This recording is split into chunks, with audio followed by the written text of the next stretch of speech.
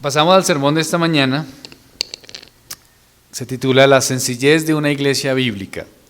Hoy vamos a Hechos capítulo 2, versículos 43 al 47.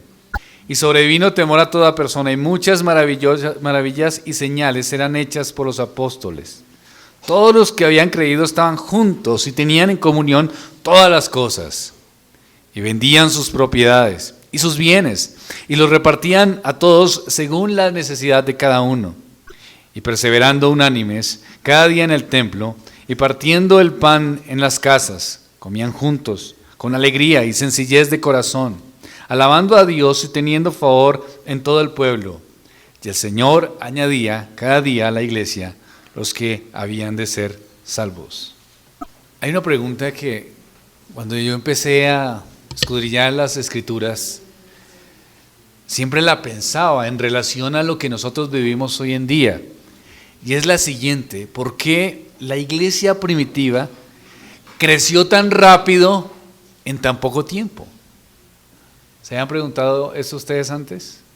Al leer Hechos uno como que dice, se convirtió en 3,000, empezó a avanzar, empezó a bajar el evangelio, se fueron extendiendo, se fueron por toda Asia, pasaron entonces a Europa. Entonces, ¿cómo la iglesia, en qué momento, pues, o por qué razón se extendió tan rápido en tan poco tiempo? Cuando hoy en día, pues no es igual. Las iglesias no tienen un crecimiento, a menos que obviamente estamos hablando de iglesias bíblicas, iglesias serias, pero en sí la iglesia bíblica no tiene un crecimiento como se dio en esa época y como que después se retomó de nuevo en la época de los puritanos, salvo algunos momentos de avivamiento espiritual en la historia, que fueron pocos. No es una cosa constante ni continua. Pero este texto no nos da la fórmula para que nosotros crezcamos de esa manera, pero sí podemos ver algunos principios los cuales tenía la iglesia primitiva que en un sentido sí podemos aplicar nosotros a nuestro tiempo. Podemos reconocer estos principios, imitarlos para que nuestra iglesia sea una iglesia saludable y pueda crecer como se creció en ese entonces, o por lo menos para vivir como se vivió en ese entonces. Son principios que Dios ha determinado, que nos da un ejemplo en donde Dios ha determinado con el resto de las Escrituras. Un primer principio es un temor reverente a Dios. Miren el versículo 43 de Hechos 2, dice: y sobrevino temor a toda persona, y señales eran hechas por los apóstoles. Aquí había una situación amenazadora, y ante esta situación amenazadora se manifestó reverencia. Cuando hay algo inexplicable que supera toda nuestra idea, algo trascendente, sentimos temor reverente. Igualmente, la iglesia tenía temor, pero un temor de respeto a Dios, un temor de respeto a aquel que le dio esperanza en sus vidas, un temor de respeto al que es poderoso. Reconocía la iglesia a Cristo, reconocía su poder, reconocía lo que Dios había obrado en la iglesia, reconocían lo que eran ellos en su maldad y reconocían la misericordia de Dios. Ellos estaban reconociendo el poder de la resurrección, la esperanza para vida. Ellos estaban reconociendo la gloria de Cristo, y eso, la gloria, el poder, la misericordia, la bondad de Dios, todo eso trae al corazón convertido temor. Pero ¿qué tipo de temor? Un temor reverente, un temor no de miedo, sino un temor de no ofender a Dios, un temor santo. La iglesia debe tener ese temor. Cuando vienes a congregarte, en tu corazón hay temor hacia el Señor. ¿Qué estás sintiendo? ¿Es un temor santo de venir a reverenciar a Dios y a escuchar la voz de Dios? ¿Qué hay en el corazón? ¿Qué hay en tu corazón? ¿Qué estás percibiendo? ¿Cómo ves las cosas? En las tomas de decisiones que estás teniendo, ¿cómo la tomas? ¿Realmente hay el temor de Dios? Bueno, pero ¿cómo expreso ese temor? ¿Cómo se manifiesta? O cuando habla la Biblia de temor de Dios, ¿a qué hace referencia? Estamos hablando de que Dios es el creador de todas las cosas. ¿Estamos de acuerdo con eso? Que es poderoso y que nos creó y nos salvó, y que es poderoso para destruir, tanto para hacer como para destruir. Entonces, ante esta majestad toda suprema de Dios, ¿cómo debemos reaccionar nosotros? Con reverencia y humildad, un temor santo. Pongamos otro ejemplo entonces. Si usted está en un lugar, por ejemplo, estamos aquí en la congregación y empieza a temblar la tierra, ¿usted qué experimenta?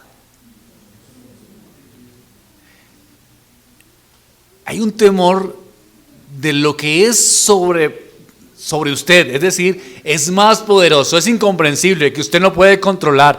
Las paredes se empiezan a caer, usted no puede controlar, puede ver la tierra como se está abriendo y usted se siente como un pequeño ser humano aislado, a un lado, tratando de ¿qué? De correr como una hormiga por su vida. Siente un profundo temor, porque lo más seguro es que se aproxima la muerte ante un poder desconocido. Estamos hablando de un terremoto, estamos hablando de un temblor. Ahora, Dios es poderoso en controlar temblores y terremotos, es decir, toda la existencia se centra en el poder de Dios mismo. Entonces, ¿por qué si podemos tener un temor de miedo, claro está, ante un temblor o ante un terremoto? ¿Por qué ante Dios no tenemos una actitud de temor reverente, sino a veces lo vemos a Dios como algo pequeño y de no respeto? ¿Respetas al Señor cuando vienes a la congregación? ¿Hay temor de tu corazón? ¿Hay temor en tu corazón cuando oras, cuando lees las Escrituras? Sí, hermano, está bien, pero ¿eso a qué me está llevando? Yo puedo sentir eso, ¿y eso a qué me lleva? Pues las Escrituras dicen que eso te lleva a la obediencia, es decir, el temor te lleva a una transformación en tu corazón. El temor es algo positivo que hace que tu vida se cambie, se transforme, porque estás viendo la magnitud de Dios, te humillas ante esa magnitud. Entonces, tu corazón se hace humilde para obedecer. ¿Dónde dice? Jeremías, capítulo 32, versículo 40. El temor santo de Dios, queridos hermanos, que experimentaba la iglesia, trae obediencia. Debemos obedecer los mandamientos de Dios, pues su temor está en nuestros corazones. Jeremías 32, 40 dice: y haré con ellos pacto eterno, y no me volveré atrás de hacerles bien. Y aquí, ¿qué hace Dios para que la iglesia o para que el pueblo de Israel se sostenga, para que se mantenga, para que no se vaya, para que pueda obedecer, para que no rompan el pacto, para que no desobedezcan a un Dios eterno y bueno? ¿Qué tiene que hacer Dios? Y pondré ¿qué? Mi temor en el corazón de ellos. ¿Cuál es la razón que Dios pone o que Dios dice para poner el temor en su corazón? Para que no se aparten ¿de qué? De mí. El temor reverente a Dios es bueno. Nos hace obedecer. Eso es lo que dicen las Escrituras. El temor reverente a Dios nos hace obedecer.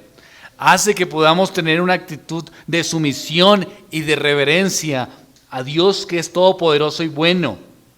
Obedecemos la ley de Dios porque le tememos, nos empeñamos, nos esforzamos porque tenemos temor reverente a un Dios absolutamente santo. Nos evitamos, luchamos contra el pecado porque el temor de Dios está en nuestros corazones. Tememos al que es todopoderoso y puede transformar y puede hacer en nuestra alma cosas grandes y maravillosas. El insensato no valora. El insensato no teme a Dios. El insensato es contrario al que es sabio, porque el sabio teme al Señor.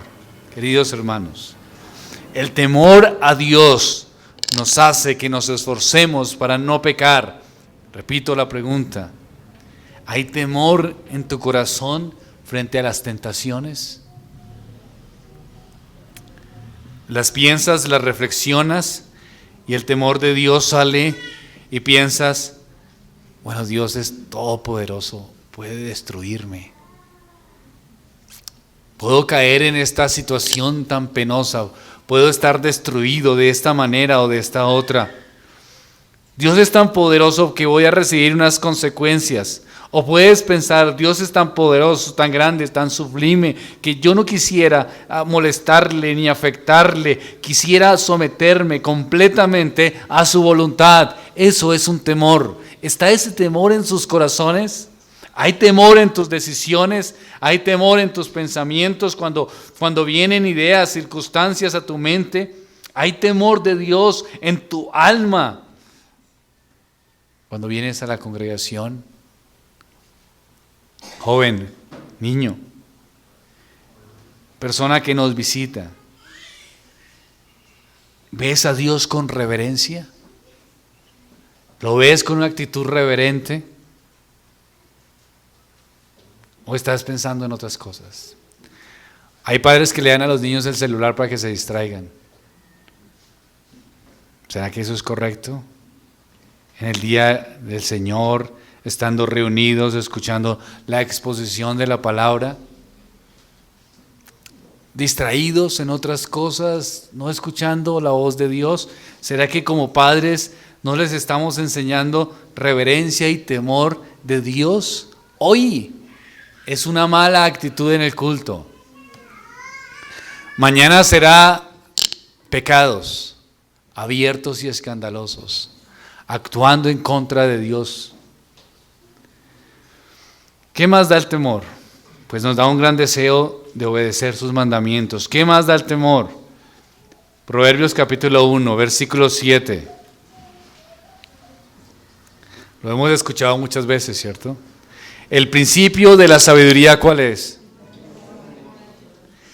Los insensatos, dice Proverbios, desprecian la sabiduría y la enseñanza. Entonces, ¿qué hace el temor? Te ayuda a pensar correctamente. Cuando tienes un temor a Dios, entonces puedes analizar y tomar decisiones sabias y correctas. A ver, me explico. Vamos a pensar que estás teniendo una situación económica difícil y tienes que tomar una decisión para ella. Y no sabes qué circunstancia o no sabes qué camino tomar para que esta situación difícil que estás viviendo económicamente se te empeore o se mejore. No eres sabio para tomar esa decisión. No sabes pensar correctamente en la situación que se presenta frente a ti. Entonces, ¿qué haces? Ahí está. Lo inimaginable. Lo que nadie espera, lo que nadie cree que puede afectar, y es el temor a Dios. ¿Qué quiere decir eso? Es en el corazón del hombre ese temor reverente que lo hace desear hacer la voluntad de Dios, y frente a su decisión económica, independiente de lo que crea, independiente de lo que piense que es favorable para sí, o lo que piense que es por encima de su ambición, toma la decisión regulada en ¿qué? En el deseo de hacer la voluntad de Dios. Y ese deseo parte de la base del temor. Entonces, lo que pareciera una mala decisión se vuelve una buena decisión sabia, pero no parte de la malicia del pensamiento, sino de qué parte? Del temor ¿a quién? A Dios, del temor santo a Dios. Por eso dicen las Escrituras, el principio de la sabiduría, la base para pensar correctamente, la base para tomar buenas decisiones, ¿cuál es? ¿Ustedes habían pensado por qué? Es decir, ¿por qué el temor a Dios hace que yo sea sabio? O sea, yo voy a encontrarme frente a una decisión y yo siento temor a Dios, pero ¿cómo hago para ser sabio? Si eso, ¿de qué manera me está convirtiendo en sabio? Pues te convierte en sabio porque quieres hacer la voluntad de Dios, porque quieres determinar tus principios basados en lo que Dios dice y no en tus propios deseos. Entonces eso hace que tomes una decisión pensando en agradar al Dios al que le temes. Diferente, ¿no? Ahí sí cambias. Ahora, cuando no está el temor de Dios, ¿cómo toma las decisiones? ¿Cómo las tomas? ¿Bajo tus qué? Criterios, deseos, sentimientos, tus planteamientos, lo que tú consideras que es correcto o incorrecto, tus beneficios. ¿Cómo estar mejor? ¿Cómo estar más cómodo? ¿Cómo estar más tranquilo? Y entonces, ¿qué dicen las Escrituras? Los insensatos desprecian la sabiduría y la enseñanza, pero el que es sabio, el principio de la sabiduría es el temor a Jehová o de Jehová. Queridos hermanos, el salmista dice, los ojos del Señor están sobre los que le temen. El Señor está con aquellos que le temen. Vamos a ver el Salmo 103:17.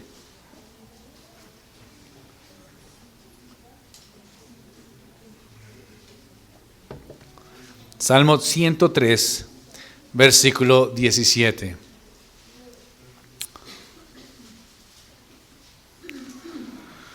Mas la misericordia de Jehová es desde la eternidad y hasta la eternidad. ¿Sobre quiénes?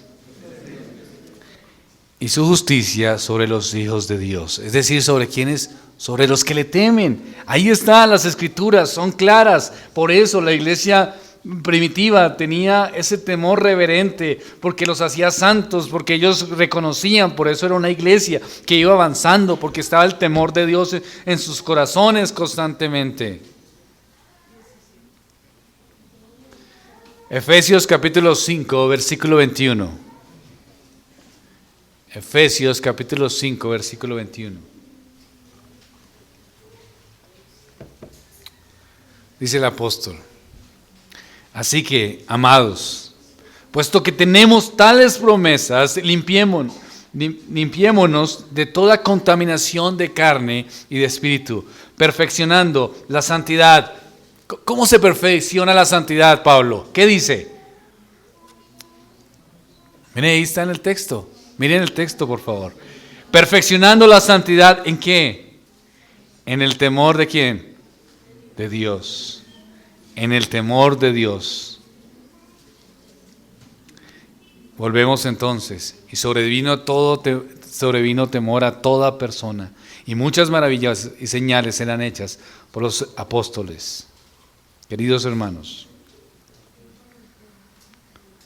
siempre habrá una situación de desventaja para la iglesia. Las Escrituras nos dicen que aquí yo os envío como corderos en medio de lobos. La iglesia del Señor siempre va a estar y va a pasar en una situación de adversidad y desventaja.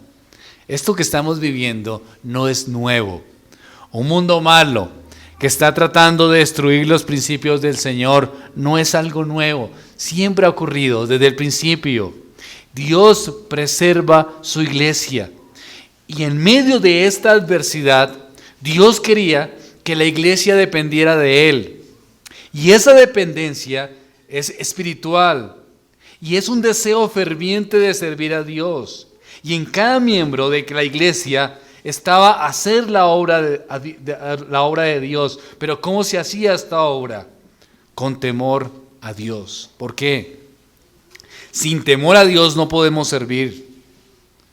Debemos hacerlo con un temor reverente y santo al Señor. Miren lo que dice Hechos capítulo 9, versículo 31, cómo el temor estaba en la iglesia. Y Hechos capítulo 9, versículo 31. Hechos 9, 31. Cómo el temor era un motivante y era un preservador en la iglesia de Cristo. Y como lo era en ese tiempo, lo es hasta ahora. Hechos capítulo 9, versículo 31. Miren lo que dice. Entonces la iglesia tenía que paz por toda Judea, Galilea y Samaria. ¿Y qué pasaba con la iglesia? Eran que edificadas. Esto es hermoso. ¿Cómo andaban? Eso es.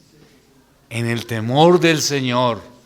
y se acrecentaban fortalecidos por el Espíritu Santo. Ese era su andar. No andaban bajo sus propias convicciones ni sus propios deseos, sino estaban bajo el temor de Dios, su deseo grande de someterse a un Dios todopoderoso. ¿Te ves como realmente eres delante de Dios y le temes? ¿O te ves superior, fuerte? ¿Te ves que si tienes una actitud orgullosa delante de Dios? ¿Por qué pecamos, queridos hermanos? Porque decimos a Dios, tú no tienes razón. No hay temor. Cada que estamos pecando, cada que cometemos pecado contra Dios, ¿qué le estamos diciendo a Dios? Tú no tienes razón. Yo soy sabio. Yo sí sé hacer las cosas correctamente. Tú no sabes hacerlas. Entonces, ¿hay temor de Dios ahí? No.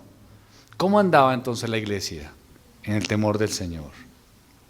Entonces, volvemos a Hechos capítulo 2. Estamos viendo la sencillez de una iglesia bíblica, tratando de tomar algunos principios donde la iglesia andaba, la iglesia primitiva andaba, que podamos nosotros imitar. Un segundo principio era que la iglesia era una iglesia generosa. Hechos 2, versículo 45 dice, y vendían sus propiedades y sus bienes, y los repartían a todos según la necesidad de cada uno.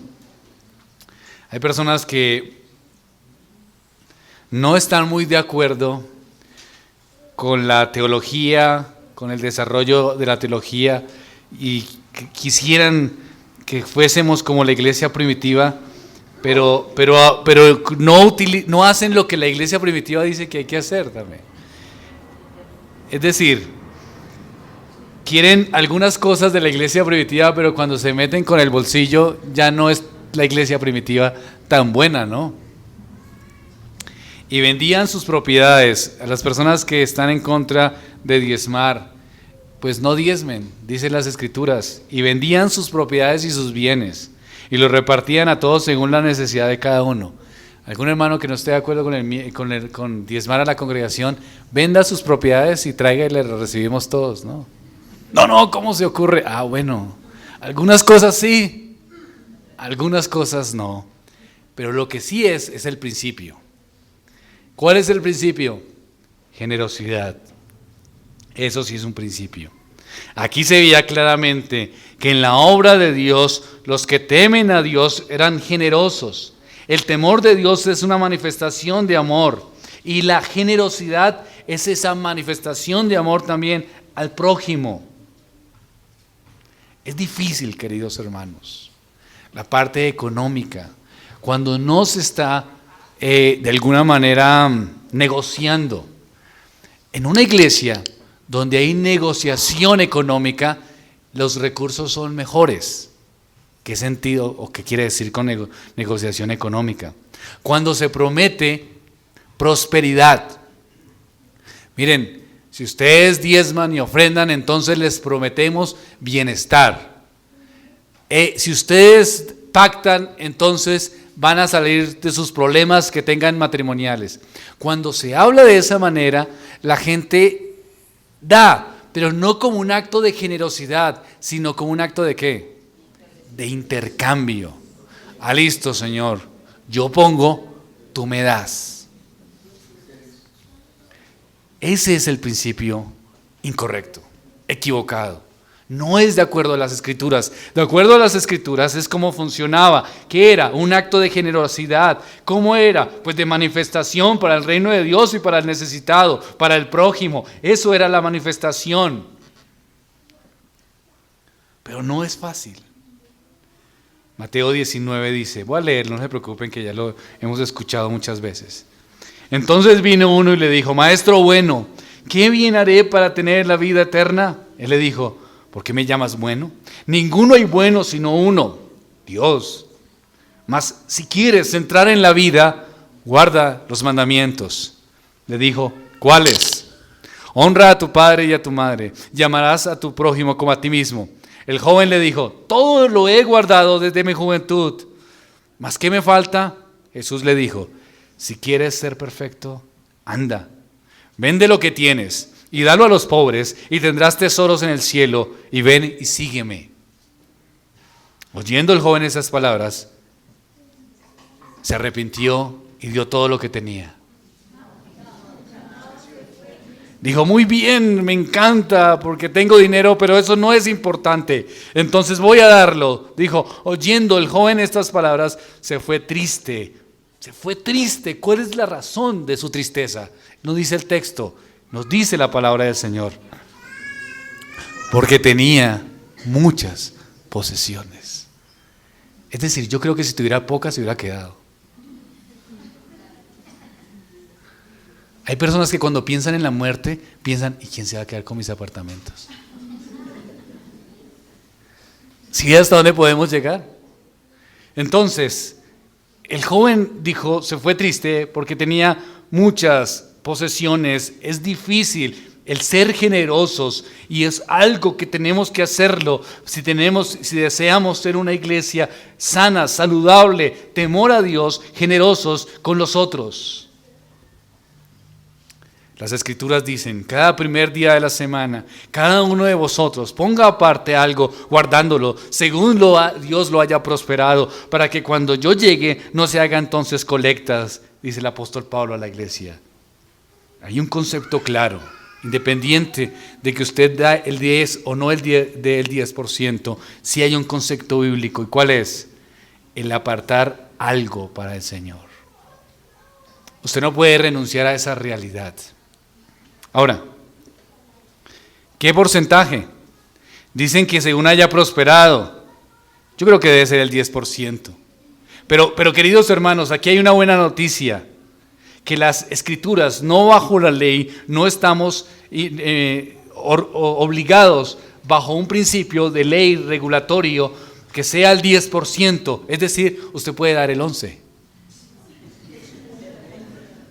Puede dar el 12%. Lo que sí es claro es que el creyente que trabaja, que recibe, debe dar un porcentaje para la iglesia del Señor, para el sostenimiento de la obra. Ahora, el problema aquí ni siquiera es el porcentaje. ¿Saben cuál es el problema, queridos hermanos? La actitud. Si usted está pensando, ¿cuál es el límite máximo que puedo ayudar a mi iglesia por gracia? Está pensando correctamente. Es decir, tengo estas finanzas, ¿cuánto es lo máximo que puedo ayudar para que el evangelio siga siendo predicado? Está pensando lo correcto. Está actuando piadosamente en sus finanzas, independiente de los porcentajes o lo que usted gane. Pero si usted está pensando, ¿cuánto es el límite mínimo que puedo ofrendar? Eso es fariseísmo. Eso es fariseísmo. Así eran los fariseos. ¿Qué dice la ley? ¿Qué dice el Talmud de la interpretación de la ley? Entonces, ¿qué dice? ¿Cómo hacemos para guardar? ¿Qué tenemos que dar? ¿Cuánto es lo mínimo? Y yo doy lo mínimo y entonces, ¿qué pasa? Ya estoy cumpliendo, y si ya estoy cumpliendo, ya me tranquiliza mi conciencia. Buscando el mínimo y no el máximo. Si busco el mínimo es simplemente para que yo de alguna manera regule el compromiso que tengo que dar y ya. ¿Esa es la actitud correcta? ¿Cómo se comportaban los hermanos? Daban generosamente. No estamos pidiendo que alguien venda sus cosas y que las reparta. No estamos diciendo eso. Aquellos que los manifiestan así hacen una interpretación equivocada del texto. Pero sí estamos hablando de un principio, y es un principio de generosidad, queridos hermanos. La iglesia del Señor exige también finanzas. Aquí ayudamos a los más necesitados, nos sostenemos, queridos hermanos. Aquí es una iglesia donde usted puede tener confianza de las ofrendas que da. Tenemos una asamblea, tenemos un tesorero, una contabilidad, unos libros de que si usted es miembro puede mirarlos. Entonces eso no es una excusa. Y si alguien está pensando que me estoy haciendo rico, no, trabajo. Yo trabajo. Espero no hacerlo o hacerlo menos en el futuro, pero yo trabajo. Entonces, ¿cuál es la motivación para no dar al Señor? ¿Cuál es? ¿El negocio? ¿Toca hacer un negocio para que la gente da? No funciona, queridos hermanos. Si en una iglesia le están prometiendo que usted va a recibir, si usted da tanto, entonces va a recibir tanto, querido hermano, lo están engañando. Eso no es bíblico. Dé por una actitud generosa. Sí, las escrituras dicen que Dios bendice al dador alegre. Eso es verdad. Hay bendición de Dios. Siempre, desde mi adolescencia, me he acostumbrado a sacar dinero mensualmente para la iglesia. Aún siendo adolescente, y Dios ha sido bueno, misericordioso, y he encontrado gozo. ¿En qué? En que las cosas se han mejorado y se han prosperado y la iglesia del Señor va avanzando. Ese es mi gozo. Ese es mi gozo. Y que podemos ayudar a personas que están atravesando situaciones difíciles. Ese es el gozo. ¿Necesitamos algo más? Hay que enseñar a dar bíblicamente, queridos hermanos. Ahora, la generosidad no solamente se puede ver por medio del dinero, también se puede ver en la obra misionera, también se puede ver en ser espontáneos, en testificar lo que Cristo ha hecho en nuestros corazones.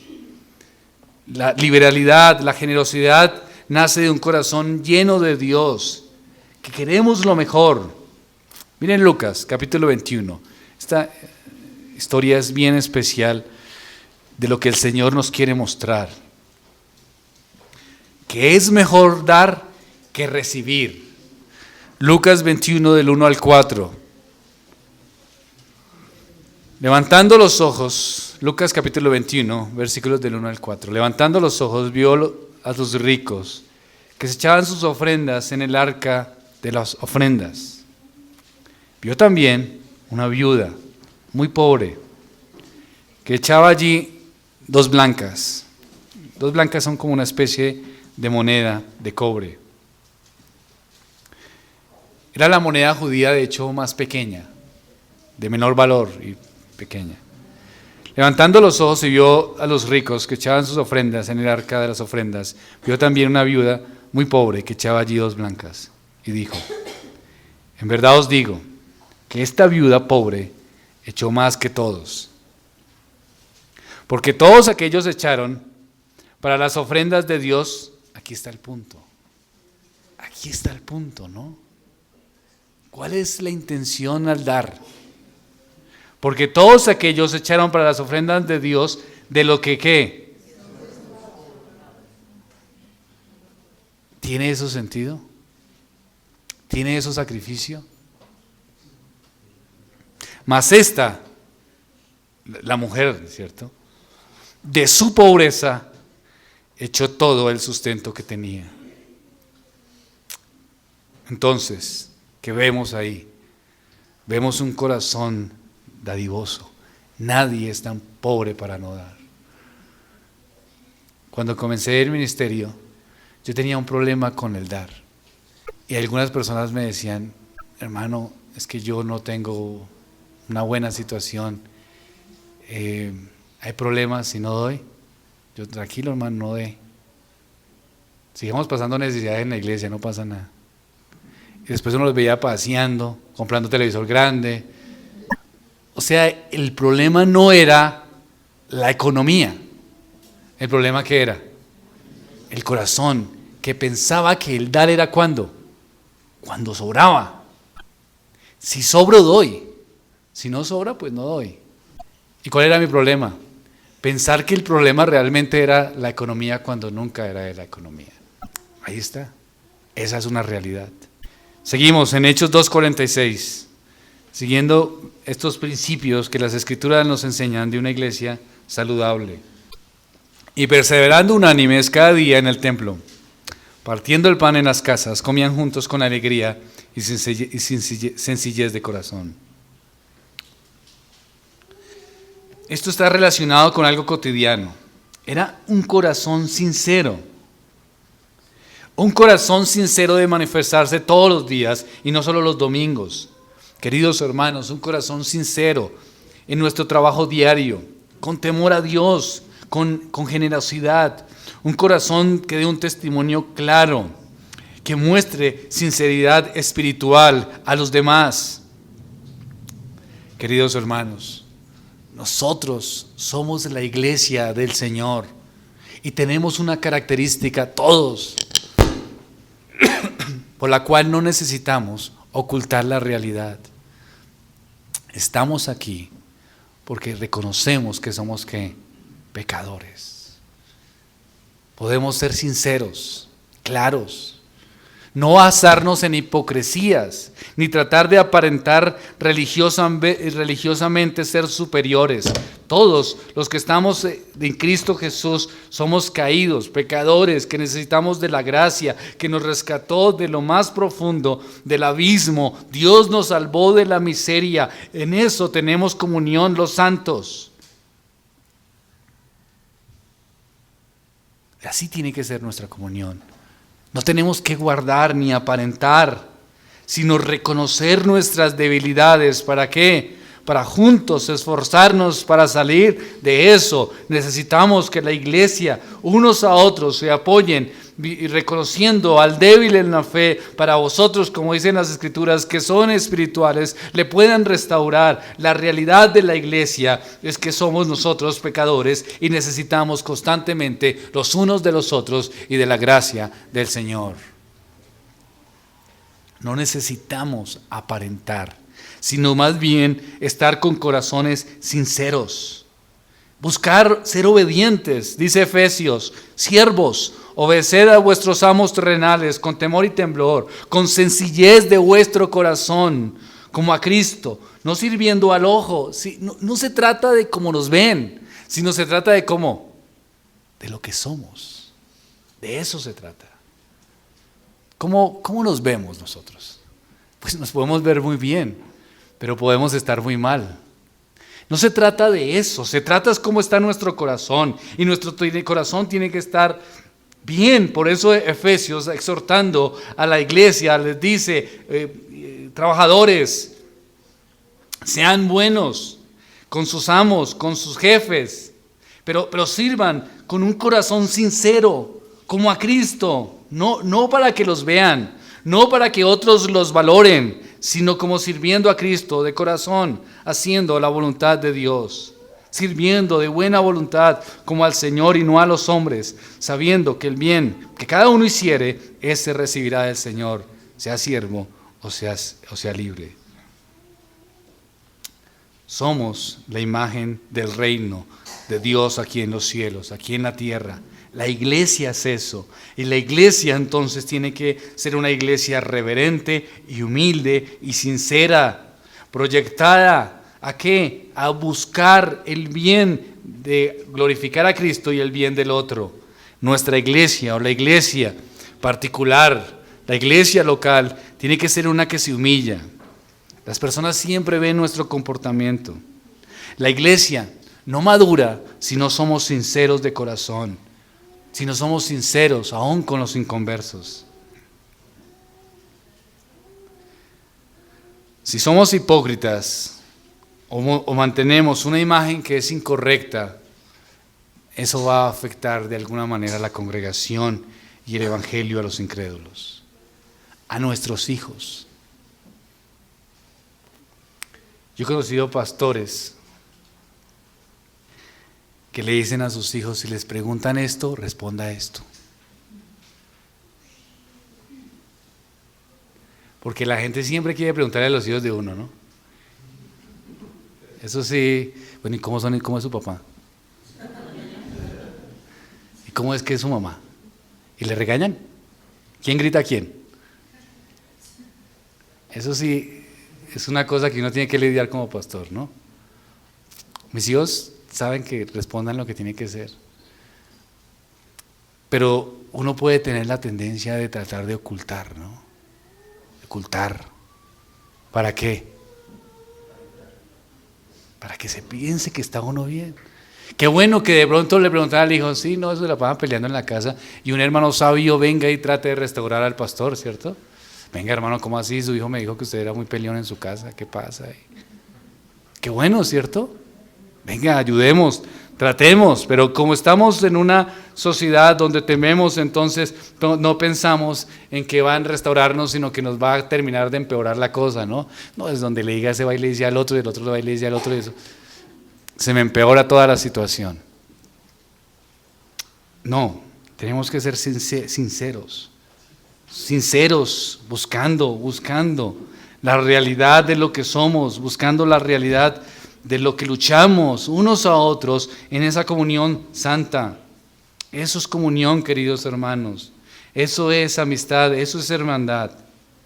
Hechos capítulo 2, versículo 46, y para terminar. Y perseverando unánimes cada día en el templo y partiendo el pan en las casas, comían juntos con alegría y sencillez de corazón. La perseverancia en la iglesia, eso es una cualidad que se destaca. ¿Perseveraban en qué? En la doctrina. ¿En qué más perseveraban? En la comunión. ¿En qué más? En estar juntos en el templo, en compartir los alimentos, en la oración, en la actitud de vivir una vida cristiana. Los mantenía juntos, fuertes en el Señor. Como resultado de eso, se añadía gente a la iglesia, porque querían disfrutar el favor de Dios a través de su pueblo. Eso querían hacer. Queridos hermanos, temor reverente, generosidad, corazón sincero, perseverancia, son características que tenemos que orar nosotros como iglesia, para ser una iglesia saludable, una iglesia que practica la verdad, una iglesia que es un ejemplo para el mundo. Que Dios en su misericordia nos ponga estos principios en nuestros corazones, porque estos principios afectan la iglesia de Dios y afectan a su vez su vida, su familia.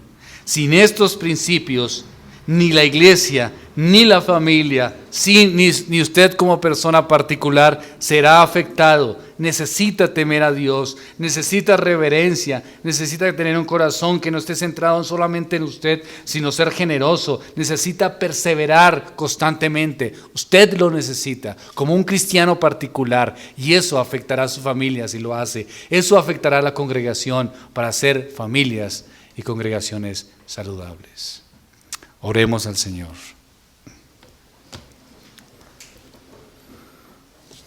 Padre, gracias, Señor, porque has sido bueno con nosotros. Nos ayudas en todo tiempo, Señor. Te pedimos que nos ayudes a entender que necesitamos más y más de tu gracia. Necesitamos ser iglesias transformadas. Que nuestra iglesia local, Señor, ponga estos principios bajo tus pies, Señor, y nos humillemos ante ellos. Ayúdanos a hacerlo correctamente. Guárdanos, Señor, de no tener temor a ti y seguir viviendo como nos parezca. Guárdanos, Señor, de ser egoístas y solo pensar en nosotros y en nuestras necesidades y no en el otro. Ayúdanos, Señor, a ser perseverantes con corazones sinceros. Ayúdanos, Padre Santo, te lo suplico, en tener una actitud correcta. Todo esto te lo pido reconociendo que eres bueno. En el nombre de Cristo Jesús. Amén.